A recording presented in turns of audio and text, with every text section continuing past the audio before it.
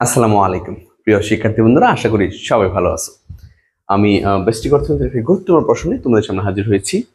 মোট উপযোগ এবং প্রান্তিক উপযোগের মধ্যে সম্পর্ক লিখো। মোট উপযোগ এবং প্রান্তিক উপযোগের মধ্যে সম্পর্ক লিখো। ভেরি ভেরি ইম্পর্টেন্ট একটি প্রশ্ন। আমরা মনোযোগ সহকারে প্রথম থেকে শেষ পর্যন্ত ক্লাসটি দেখবো ইনশাআল্লাহ। আমরা মোট উপযোগ এবং প্রান্তিক উপযোগের মধ্যে সম্পর্ক ব্যাখ্যা করবো। তার আগে আমরা একটু জেনে নেই মোট উপযোগ কাকে বলে।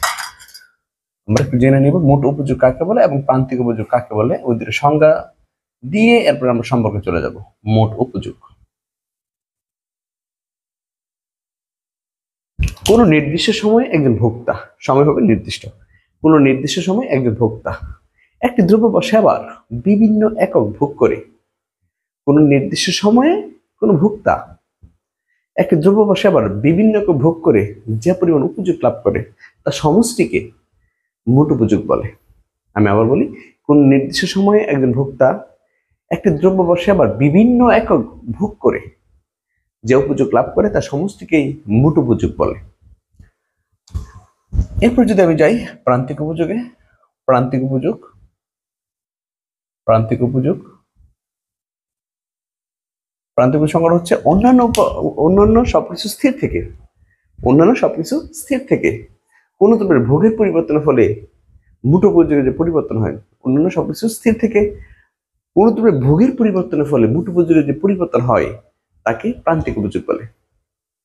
অন্যান্য সবকিছু স্থির থেকে কোন দ্রব্যের ভোগের পরিবর্তনের ফলে মোট উপযোগ যে পরিবর্তন হয় তাকে প্রান্তিক উপযোগ বলে। আমরা কি করবো, শুরুতে দুটা সংজ্ঞা দিয়ে নিব, এরপরে আমরা সারণী এবং চিত্রের সাহায্যে মোট উপযোগ আর প্রান্তিক উপযোগের সম্পর্ক লিখব। আমরা লিখে নেব যে নিম্নে সারণী এবং চিত্রের সাহায্যে মোট উপযোগ এবং প্রান্তিক উপযোগের মধ্যে সম্পর্ক দেওয়া হলো। তো আমরা সারণীটা আগে তৈরি করে নিব।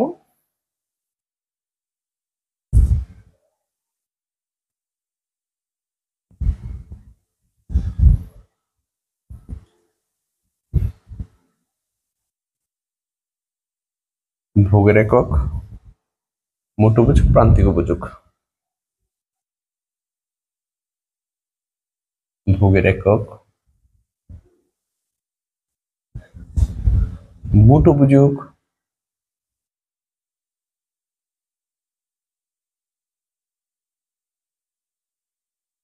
মোট উপযোগ হচ্ছে টিইউ, টোটাল ইউটিলিটি, আর হচ্ছে প্রান্তিক উপযোগ। প্রান্তিক উপযোগ মার্জিনাল ইউটিলিটি। আমি ভোগের একক লিখতে পারি যে প্রথম একক, প্রথম একক, দ্বিতীয় একক, তৃতীয় একক, চতুর্থ একক, পঞ্চম একক, হ্যাঁ 5 একক নিতে পারি আমরা। মোট উপযোগ আর প্রান্তিক উপযোগ আমরা কিছু মান নিব, সাংখ্যিক মান। তোমাদেরকে সহজে মনে রাখার একটা উপায় বলে দিচ্ছি, সেটা হচ্ছে তুমি মোট উপযোগ আগে না দিয়ে আগে প্রান্তিক দিয়ে দাও, তাহলে সহজে মনে রাখতে পারবা। কেমন? যেমন উপযোগ পরিমাপের একক হচ্ছে ইউটিল, তাহলে আমি ধরলাম প্রথমে 3 ইউটিল। আর আমরা কিন্তু জানি যে ভোগের একক বৃদ্ধি পেতে থাকলে প্রান্তিক উপযোগ ক্রমশ হ্রাস পায়।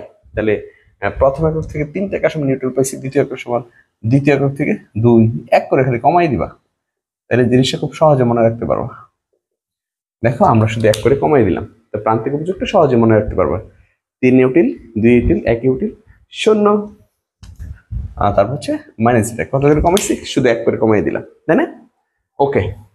আর প্রান্তিক উপযোগ যখন তোমার জানা থাকবে তখন মোট উপযোগ প্রান্তিকে যোগ করে আমরা মোট বের করতে পারি। যেমন প্রথম একক 3 ইউটিল, এবার তুমি যোগ করে বের করতে পারো। 3 এর সাথে 2 যোগ করলে হবে 5 ইউটিল, তার সাথে 1 যোগ করলে হবে 6 ইউটিল, তার সাথে 0 যোগ করলে হবে 6, তার সাথে 1 যোগ করলে -5, সরি 1 যদি বাদ যায় তাহলে 5 ইউটিল, 5 ইউটিল। তোমাদের যে কাজ সেটা হচ্ছে প্রথমে প্রান্তিক লিখে নিবা। প্রান্তিক মানগুলো যেহেতু সহজ এবং ধারাবাহিকতা মেনটেন করে দেওয়া আছে, যেমন 3 2 1 0 -1, আর প্রান্তিকগুলো কি করবো, যোগ করবো। শুধু 3 প্রথমে লিখবো, 3 এর সাথে 2 যোগ করলে সেটা হচ্ছে 5, তার সাথে 1 যোগ করলে 6, তার সাথে 0 যোগ করলে 6, আর তার থেকে 1 চলে গেলে সেটা হচ্ছে 5। ব্যাস, এই হচ্ছে মোট উপযোগ।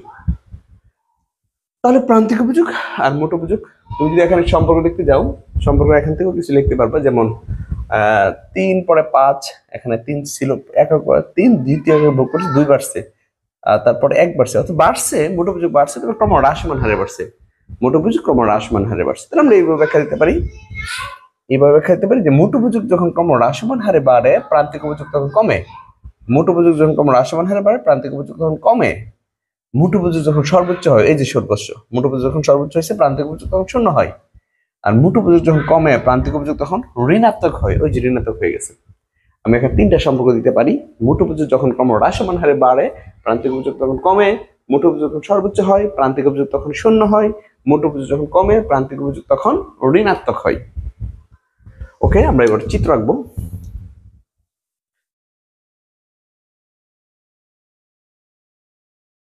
এরপর একবারে সম্পর্কটা দিয়ে দিব।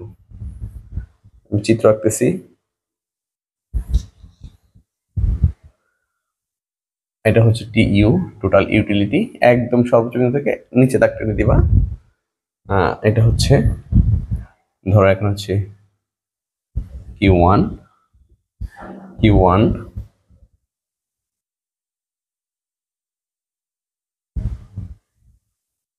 MU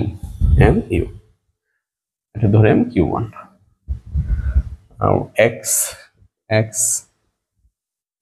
Y একটা হচ্ছে মোট উপযোগ,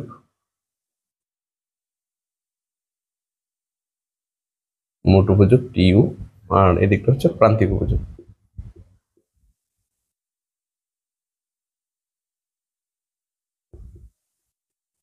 MU। ভোগের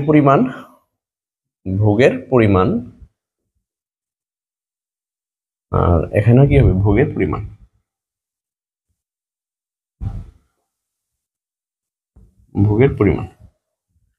তাহলে আমরা প্রথমে সারণীটা দেবো, সারণীর পরে এই চিত্র অঙ্কন করে ফেলবো। চিত্র অঙ্কন করি, তোমরা যদি চাও যে মান থেকে চিত্র অঙ্কন করো তাও পারবো, একটু সময় লাগবে।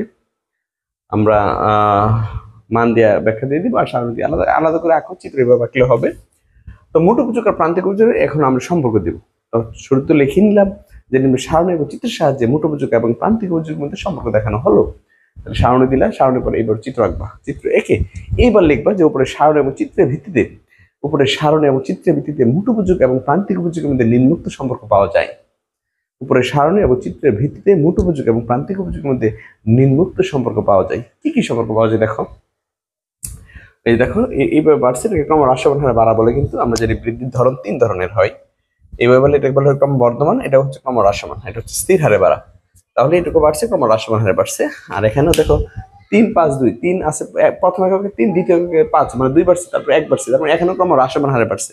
তাহলে আমরা সম্পর্ক দেব 1 নম্বর, উপরে সারণী এবং চিত্রের ভিত্তিতে মোট উপযোগ এবং প্রান্তিক উপযোগের মধ্যে নিম্নোক্ত সম্পর্ক পাওয়া যায়। নাম্বার 1, মোট উপযোগ যখন ক্রমহ্রাসমান হারে বাড়ে প্রান্তিক উপযোগ তখন কমে। এই যে মোট উপযোগ যখন ক্রমহ্রাসমান হারে বাড়ে প্রান্তিক উপযোগ তখন কমে। মোট উপযোগ যখন ক্রমহ্রাসমান হারে বাড়ে, এই যে পর্যন্ত, প্রান্তিক উপযোগ তখন কি করছে, কমছে। নাম্বার 2, মোট উপযোগ যখন সর্বোচ্চ হয় প্রান্তিক উপযোগ তখন শূন্য হয়। মোট উপযোগ যখন সর্বোচ্চ হয় প্রান্তিক উপযোগ তখন শূন্য হয়। এখানে দেখো এই যে মোট উপযোগ সর্বোচ্চ 6, এখানে সর্বোচ্চ, বাট এই অবস্থায় ব্যাখ্যা যদি আমরা দিই, মোট উপযোগ যখন সর্বোচ্চ প্রান্তিক উপযোগ তখন শূন্য হয়। এমনি তো মোট উপযোগ, মোট উৎপাদন, তারপর হচ্ছে মোট আয়, এগুলো যখন সর্বোচ্চ হয় তখন প্রান্তিকটা শূন্য হয়। তাহলে মোট উপযোগ যখন সর্বোচ্চ হয় প্রান্তিক উপযোগ তখন শূন্য হয়। নাম্বার 3, মোট উপযোগ যখন কমে, এই যে কমতেছে, মোট উপযোগ যখন কমে প্রান্তিক উপযোগ তখন ঋণাত্মক হয়। সকল মোট ইকোনমিক্সের সকল মোট মনে রাখবো, যখন কমা শুরু করে প্রান্তিক তখন ঋণাত্মক হয়। এখানে দেখো 6 থেকে 5 হয়েছে, কমছে, তখন প্রান্তিক উপযোগ ঋণাত্মক হয়ে গেছে। তাহলে মোট উপযোগ যখন কমে প্রান্তিক উপযোগ তখন ঋণাত্মক হয়। তো কয়টা সম্পর্ক পাইছি, 3টা। মোট উপযোগ যখন ক্রমহ্রাসমান হারে বাড়ে প্রান্তিক উপযোগ তখন কমে। চিত্র দেখা যাচ্ছে, সারণীও দেখা যাচ্ছে। মোট উপযোগ যখন সর্বোচ্চ হয় প্রান্তিক উপযোগ তখন শূন্য হয়, চিত্র দেখা যাচ্ছে। আর এখানে দেখো ভূমিক লেগে গেছে, ভূমিকের মানটা কত, শূন্য। এমিউর মান এই বিন্দুতে কত, শূন্য।